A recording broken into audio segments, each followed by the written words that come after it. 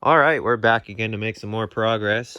I ordered up a carb kit and that showed up. So yeah, we're gonna pull this thing off, tear into it, go all through it, make it good again. It does leak, and of course when we ran the truck, it will only run on pretty much full choke. So definitely want to improve on that, get the idle down, get it to idle smooth. You know, get her running a lot better, even though it runs pretty darn good so far. And can't locate a water pump online. Well, I can, but I ain't paying $350 for one, I can tell you that. So I don't know where it's leaking from, but the bearings feel really good on it, which is kind of disappointing. So have to pull the dumb fan off again, yank that all out of there, and try and find another water pump. But got that to worry about. Focus on getting the carb done for now. Got a fire in here, and it is like 20 below outside, so clear some room here and start tearing into that carburetor. All right, got it off. Now let's tear into it. It's not too dirty, which is why I put it on the motor, but can't complain too bad for how old it is, and it still made the thing run just with a choke on. But we'll get her all fixed up and working properly. All right, got it all apart here. Everything's actually pretty clean, but we'll still go through it and you know, do a nice job. Got this bucket of cleaner. We'll put everything in, let it soak a bit, and then just go through all the little pieces, replace everything out of the kit, and get it back together. All right, we're back, and the carburetor parts are all cleaned up pretty good. Got them back out and brake cleaned off after a good soak in the parts cleaner bucket. And yeah, they're looking good. Just clean them up a little bit with paper towels, like, you know, whatever's still on there, like so. And oh yeah, I guess I forgot to show off my new toy. Finally got a parts washer. Still need to fill it up, but yeah, been wanting one of these for a long time, so finally got one. It definitely fits right in. So I'll get those cleaned up and then go through all this stuff and get rid of what is being replaced, you know, with the new stuff. And they give you a very nice diagram in the kit. This is a really good kit, quality made. So yeah, it's nice to see stuff like that, people giving you everything you need to get you going again. So let me sort everything out and we'll start putting it together. All right, well, she's all back together and back on the motor. Everything went good, smooth, pretty simple carburetors, luckily. So yeah, not too complicated or long of a process. So let's prime this thing back up with fuel, hook the batteries up, and we'll see what kind of a difference that made.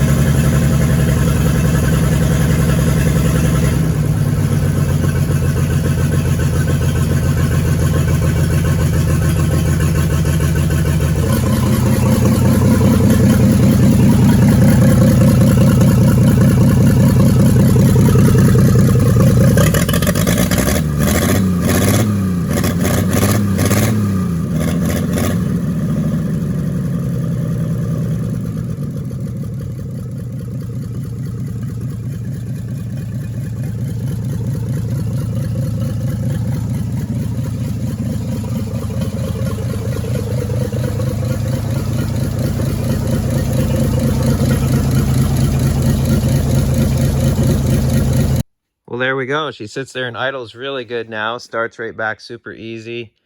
And yeah, it's just running a lot smoother with that rebuilt carb. Still got the water pump leak to deal with. Find another water pump at the junkyard probably. Get that swapped out, and then don't have to worry about losing coolant. I can't run it for long because it's not full on the radiator. And then of course no clutch. Still, even idled down really low, it won't go into gear, whether it be in a low gear or a high gear. Sometimes you can get them in a high gear and then switch to low, but not the case here.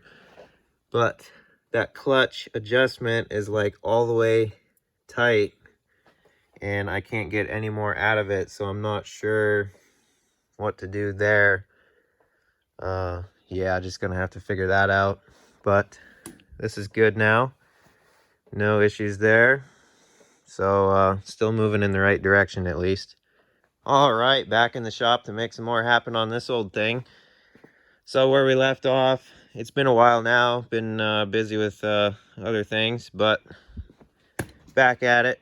So where we left off, I had just rebuilt the carburetor and we ran it some more and it was looking way more promising. When I throttled it up, it seemed to have a miss in it, like, you know, maybe we got a dead plug or, you know, bad spot in a wire, even though that's kind of unlikely. They don't look all that bad. But we can definitely dive into that and see what the deal is. But it seems like it was only hitting on 5 instead of 6, just by the way it shakes when you throttle it up, and then it'll clear out and be fine. Yeah, pop that cap off. I don't recall looking if the shaft in the distributor was wobbly or not. You know, the points may open when it's going around, you know, just by hand, but once it's running with a lot of revolutions going at a much higher rate, then the points may not open on one lobe if your shaft is wobbly in there. I've ran into that before, and it can be quite frustrating, and you're, you know, running back and forth trying to figure out what it is. So we'll look into that. The clutch situation, I don't know what to do on that still, because they make a deep and a shallow throwout bearing, and the new one that I got is the deep one. So you get the deeper one to gain more adjustment on your clutch. So it's got the deep one in there. It's brand new, and the adjustment on the pedal down there is maxed out, so I can't gain any more there. Now, short of heating up the fork and bending it back with a torch and gaining more that way, that's about the only option, and I don't feel like doing that. So I am not sure. I had cleaned the clutch disc up, the flywheel up, and lubed the pressure plate up so it would all work properly. So I'm kind of at a loss with that whole thing, why it won't work. So I'm to the point now where I'll just start it in gear and then go float the gears around in the yard. Who knows, maybe it'll start working. Stranger things have happened. But so that's where we're at on that.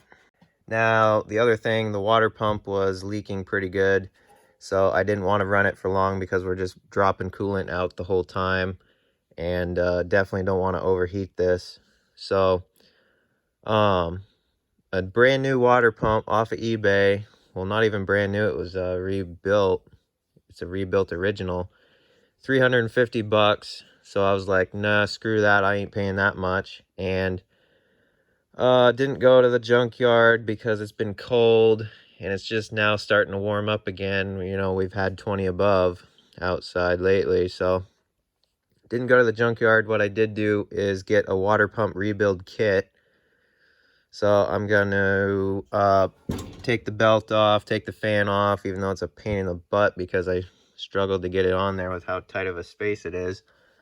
Take all that back off, pull the water pump off, and we will see if we can get a rebuild kit put into it and get it to stop leaking, and then top it off with fluids again. The radiator is holding, so that's good. You know, it could be worse. Top it off with fluids again, run the motor some more, figure out the miss, and after that is taken care of, I think just run through the fluids, because I haven't done that. I've put a little bit in the transmission so the motor can turn the input and it won't be dry. And yeah, top off the fluids and then start it in gear and drive it out. I mean, that's pretty well how close we are.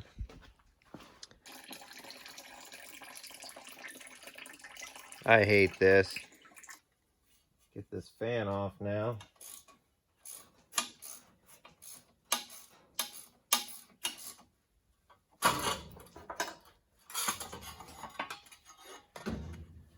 There's that. Get the belt down out of the way. Get this off and take the water pump bolts out, and that'll be done. All right, water pump is off. Over here on the bench now.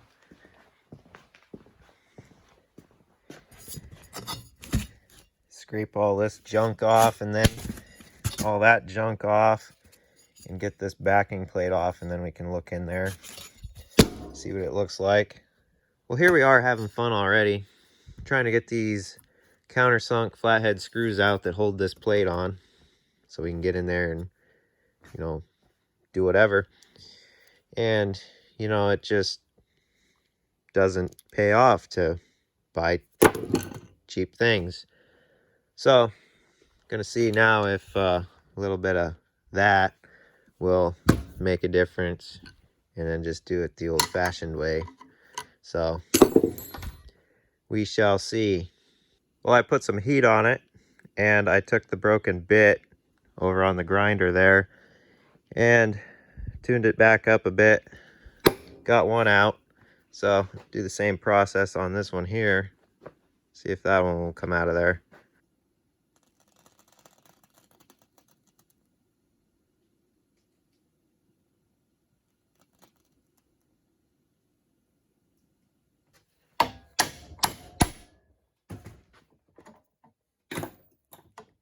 There we go. Looks healthy in there, as in not.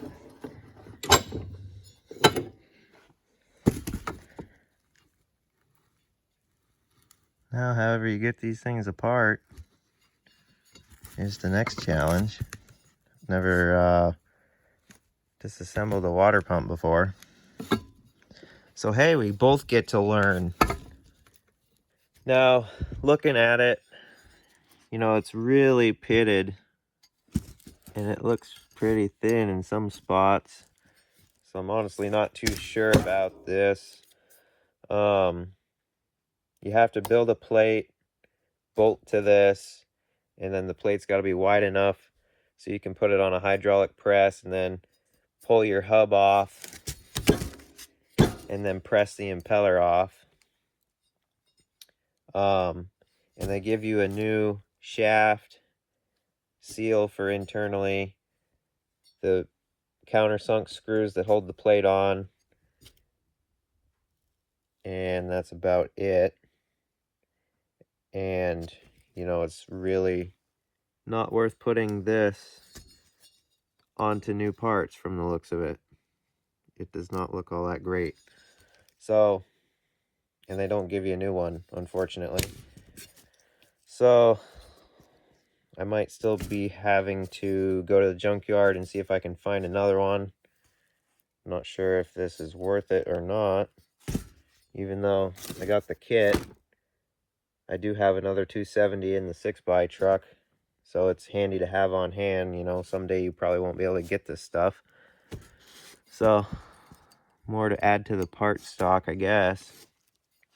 But yeah, this is not worth putting on to new parts from the looks of it. And, inside the housing, who knows how the seal surface is going to be. If it's this bad back here, it may not seal. I mean, it's always a hit and miss with water pumps. You're better off to get new, but I'm not getting, I'm not paying $350 for a new one. So, guess I might be looking at the junkyard for another one. So, yeah, sometimes you run into that stuff, and then it's clearly leaking out of the weep holes in there, and you know it doesn't feel the worst, but you can definitely feel the wear in it when you spin it. But yeah, well, dang, it held up yet again. Can't really do much more until I go to the junkyard and find another water pump, or at least the guts out of one. And then I don't even have a hydraulic press here, but I got a couple friends that have them in their shop, so that's no big deal.